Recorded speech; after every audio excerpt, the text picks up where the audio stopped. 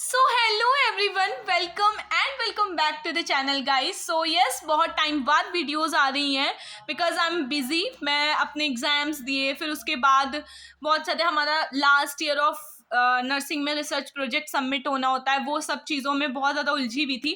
So yes, now I am free और आज से जो मैं सीरीज ऑफ लेक्चर स्टार्ट करने वाली हूँ वो हमारा ओबीजी पर होगा, ऑप्स एंड गायनी पर होगा, जो हम third year of nursing as well as हम फोर्थ ईयर ऑफ नर्सिंग में पढ़ते हैं। और ये जो ओबीजी है हमारा बहुत इंपॉर्टेंट सब्जेक्ट होता है। Most of the competitive exams के जो क्वेश्चंस आते हैं वो ओबीजी से ही आते हैं हमारे।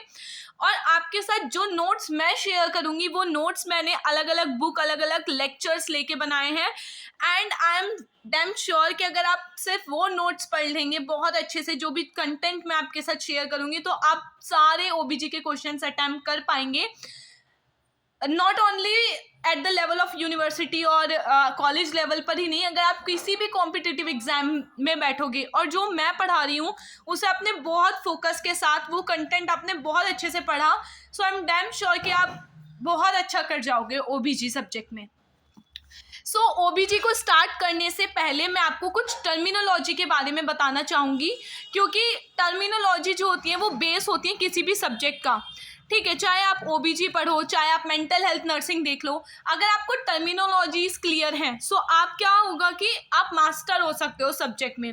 सो यस, छोटी छोटी टर्मिनोलॉजी है हमारी ओप्स एंड गायनी की। So without wasting any time हम स्टार्ट करते हैं। सबसे पहले मैं बात करूंगी हमारे लाई की। लाई क्या होता है?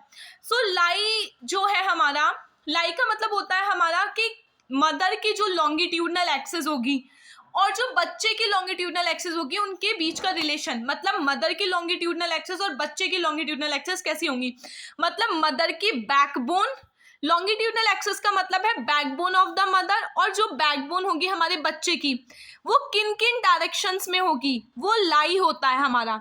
ठीक है, इन दोनों का क्या रिलेशन होगा, दैट इज लाई। सो सबसे पहले 3 लाइज होती हैं हमारी, longitudinal lie, transverse lie and oblique lie. Longitudinal lie में क्या होता है हमारा कि जो मदर की हमारी लॉन्गिट्यूडनल एक्सिस होती है, मतलब मदर की जो वर्टिब्रा कॉलम होती है वो क्या होती है, पैरेलल होती है हमारे बच्चे की लॉन्गिट्यूडनल एक्सिस के, मतलब मदर और बच्चे दोनों की बैकबोन कैसी रहती है हमारी, पैरेलल रहती है हमारी। ठीक है, नेक्स्ट इसमें आता है ट्रांसवर्स लाई। ट्रांसवर्स लाई में क्या होता है कि जो मदर की जो एक्सिस है, मतलब मदर की जो वर्टिब्रा कॉलम है वो हमारी कैसी रहती है, मतलब पैरेलल रहती है, सीधी रहती है, लेकिन बच्चा कौन सी लाई में होता है, इस लाई में होता है। मतलब अगर मदर की बैकबोन ये है तो बच्चा इस तरीके से होता है हमारा। ठीक है, सॉरी मैंने गलत बना दिया, इस तरीके से होता है मदर की लॉन्गिट्यूडनल एक्सिस। ठीक है, मदर की जो लॉन्गिट्यूडनल एक्सिस होती है वो परपेंडिकुलर होती है हमारे बच्चे की लॉन्गिट्यूडनल एक्सिस के, मतलब बच्चा जो होता है हमारा ये ट्रांसवर्स लाइन में होता है, इस तरीके की पोजीशन में हमारा बच्चा होता है। लॉन्गिट्यूडनल में कैसा होता है, माँ तो सीधी है, ठीक है, माँ की बॉडी तो नहीं हिलेगी, मदर की बॉडी तो नहीं हिल सकती ना हमारी। ठीक है, मदर तो अपनी पोजीशंस चेंज नहीं कर सकती, लेकिन बच्चा अंदर घूम सकता है, अंदर घूमता है। सो इसलिए बताया गया लॉन्गिट्यूडनल में माँ भी सीधी है और बच्चा भी पेट के अंदर सीधा है। ठीक है, लेकिन ट्रांसवर्स में क्या हो गया, मदर तो सीधी है लेकिन बच्चा कैसा है, परपेंडिकुलर है हमारा, मतलब इस डायरेक्शन में है हमारा, तो इसे ट्रांसवर्स लाई बोला। ऑब्लिक लाइन में क्या हो जाएगा, मदर सीधी है, मदर की बैकबोन तो सीधी रहेगी, लेकिन बच्चा किस डायरेक्शन में घूम गया, ऑब्लिक डायरेक्शन में बच्चा हमारा घूम गया। ठीक है, ऑब्लिक डायरेक्शन में घूम गया। सो ये कौन सी हो गई हमारी, ऑब्लिक लाइन। सो लॉन्गिट्यूडनल लाइन में क्या होता है, लॉन्गिट्यूडनल लाइन में होता है कि it is a most common lie होती है हमारी ये, जिसमें आप देख सकते हो फिगर में भी मैंने शो किया हुआ है कि मदर की लॉन्गिट्यूडनल एक्सिस और बच्चे की लॉन्गिट्यूडनल एक्सिस परपेंडिकुलर है हमारी। ठीक है, ट्रांसवर्स लाइन में क्या होता है हमारा, अब लॉन्गिट्यूडनल लाई कब कब हो सकती है हमारी, कौन कौन सी उसमें हो सकती है। तो सिफेलिक अगर हमारी प्रेजेंटेशन है, ये प्रेजेंटेशन क्या होता है ये भी मैं आपको आगे पढ़ाऊंगी। सिफेलिक प्रेजेंटेशन और ब्रीच प्रेजेंटेशन, बस इतना याद रख लो। थोड़ा टिपिकल लगता है ये ओबीजी सब्जेक्ट, जब हम धीरे धीरे नॉर्मल अगर हम अच्छे से पढ़ लेते हैं तो एबनॉर्मल हमारा अपने आप क्लियर होता रहता है। थोड़ा थोड़ा डिफिकल्ट लगेगा स्टार्टिंग में, लेकिन आप कोशिश करो याद रखने की चीज़ों को। सो ये सिफेलिक प्रेजेंटेशन और ब्रीच प्रेजेंटेशन में होता है। सिफेलिक प्रेजेंटेशन में क्या होता है, जिसमें बच्चे का जो सर होता है वो नीचे आता है यूट्रस के लोअर पार्ट में, और ब्रीच में बच्चे के जो बटक्स होते हैं वो lower part of the uterus को ऑक्यूपाइड करते हैं। ट्रांसवर्स में क्या होता है कि जो मदर की लॉन्गिट्यूडनल एक्सिस होती है वो बच्चे की लॉन्गिट्यूडनल एक्सिस के परपेंडिकुलर होती है। आप जैसे देख भी सकते हो हमारा 90 डिग्री का एंगल ये दोनों बनाते हैं। और ट्रांसवर्स लाइन में क्योंकि बच्चा जो है वो आड़ा जो बच्चा है वो सीधा है मदर के पेट में, ट्रांसवर्स डायरेक्शन में, इस पोजीशन में, तो इस पोजीशन में तो नॉर्मल डिलीवरी बिल्कुल भी पॉसिबल नहीं है। हम इसमें हमेशा सिजेरियन सेक्शन की तरफ ही जाते हैं, चाहे बच्चा पेट के अंदर जिंदा हो, चाहे बच्चा मर गया हो अंदर हमारा, ठीक है। हम हमेशा क्या करते हैं, सिजेरियन सेक्शन करते हैं। लेकिन अगर लॉन्गिट्यूडनल लाई है हमारा तो हमेशा हम नॉर्मल डिलीवरी की तरफ जाते हैं, ठीक है। चाहे सिफेलिक प्रेजेंटेशन हो या ब्रीच हो, ब्रीच में भी हम नॉर्मल डिलीवरीज कंडक्ट करा सकते हैं बहुत सारे मैनुअर्स करा के। वो मैनुअर मैं आपको आने वाली वीडियोस में सब शेयर करूंगी, इसीलिए आप मतलब बने रहिए चैनल में, बहुत अच्छा कंटेंट आने वाला है, बहुत नॉलेजेबल।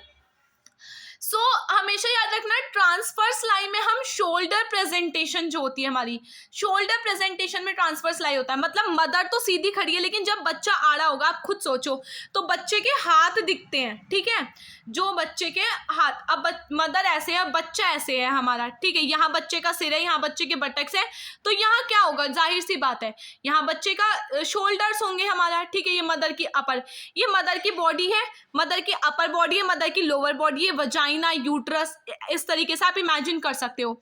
ये बच्चा है, बच्चा किस डायरेक्शन में, परपेंडिकुलर है, बच्चे का सर ये है, बच्चे के हिप्स ये हैं, बटक्स ये हैं, बच्चे के शोल्डर, एक शोल्डर इधर होगा, एक शोल्डर इधर होगा। सो इसीलिए कहा गया है यहाँ पे कि ये शोल्डर प्रेजेंटेशन में देखने के लिए मिलता है हमें।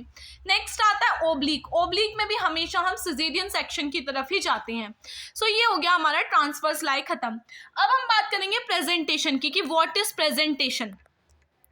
सो प्रेजेंटेशन क्या होता है हमारा, the part of the foetus which occupy the lower part of the uterus.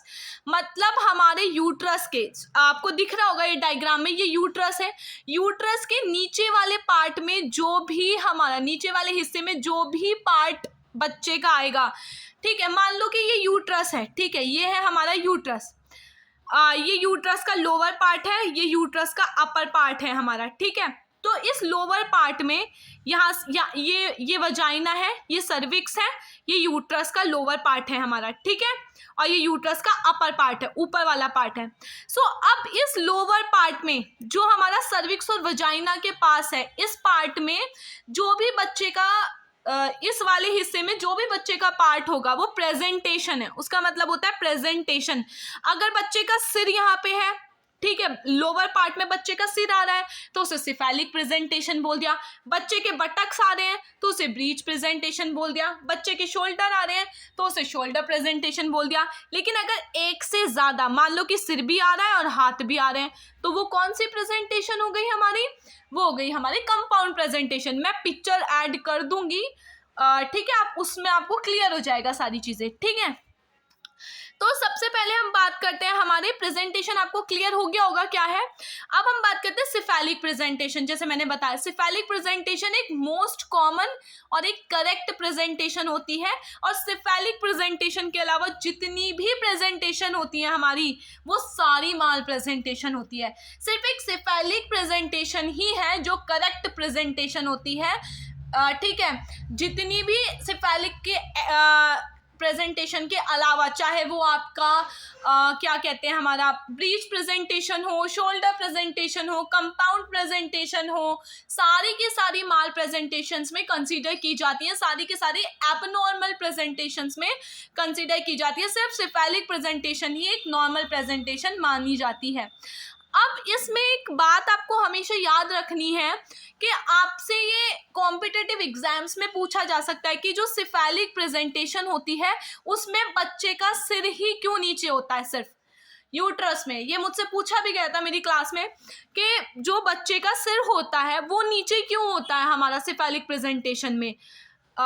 वो इसलिए होता है, बच्चे का सिर इसलिए नीचे होता है क्योंकि दो कारण है उसके। एक तो जो शेप ऑफ यूट्रस होता है वो होता है इस तरीके से, नीचे से नैरो होता है, मेरी ड्राइंग अच्छी नहीं है, नीचे से नैरो होता है, ऊपर से कैसा होता है, ब्रॉड होता है बहुत ज़्यादा, ठीक है।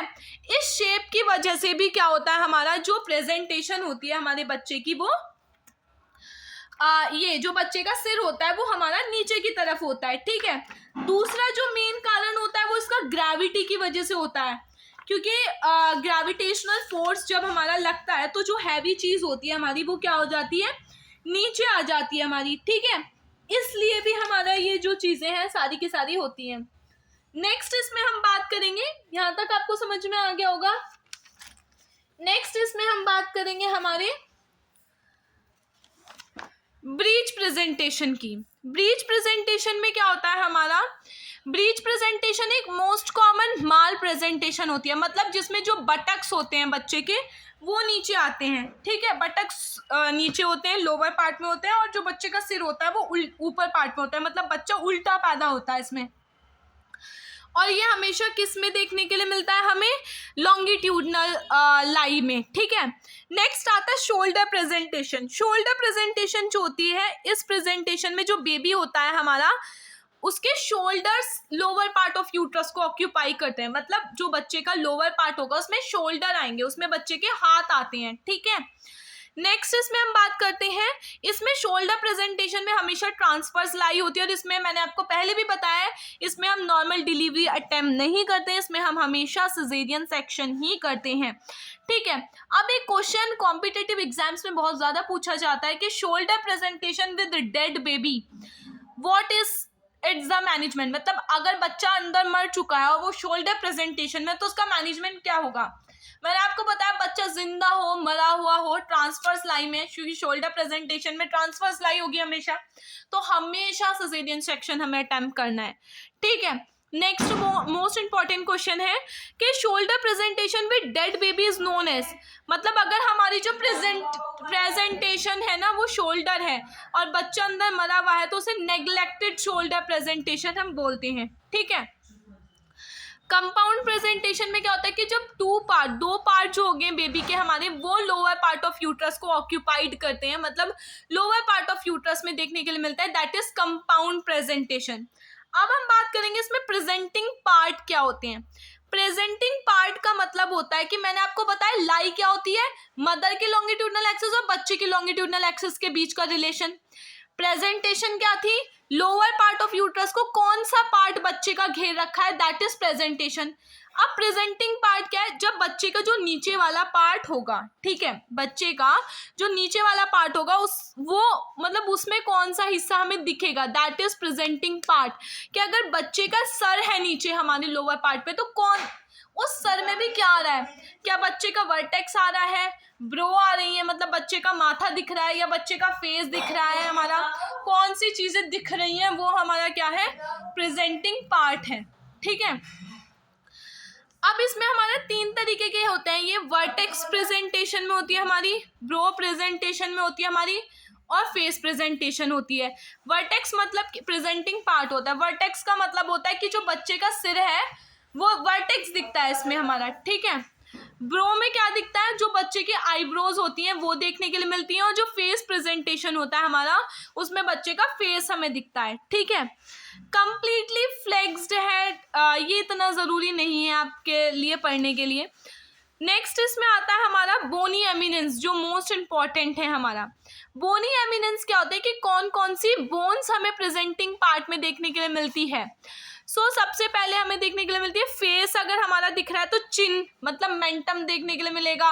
अगर बच्चे की ब्रो दिख रही है तो उसमें हमारा फ्रंटल एमिनेंस, जो फ्रंटल बोन होती है 2 माथे वाली, वो देखने के लिए मिलेंगी। ब्रीच प्रेजेंटेशन है तो सेक्रम आता है हमारा, वर्टिब्रा कॉलम वाला पार्ट, और वर्टेक्स है तो ऑक्सिपिट आता है हमारा, ठीक है। यस, आज के लिए सिर्फ इतना ही। वीडियो बहुत ज़्यादा लंबा हो गया है, पोजीशन मैं आपको नेक्स्ट वीडियो में एक्सप्लेन करूँगी। प्लीज़ चैनल को सब्सक्राइब कर देना, वीडियो को लाइक कर देना, शेयर कर देना और कमेंट कर देना, क्योंकि बहुत सारे बच्चे 4th ईयर में आ गए होंगे और उन्हें ओब्स एंड गायनी समझ में नहीं आ रही होगी, इसलिए आप प्लीज़ प्लीज़ प्लीज़ मेरे चैनल को सब्सक्राइब कर देना। आज के लिए सिर्फ इतना ही, बाय।